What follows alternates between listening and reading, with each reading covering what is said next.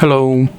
In this video I will show you how to install a Firefox browser on POCO C61. So you have to start by opening your Google Play Store, then click on search bar and type in Firefox. Then click search and click install.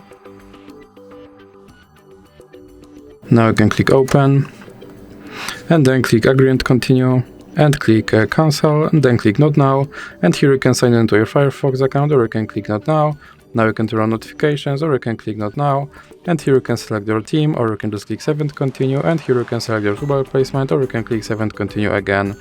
And as you can see, my Firefox browser is now installed and is ready to use. So that's it for this video.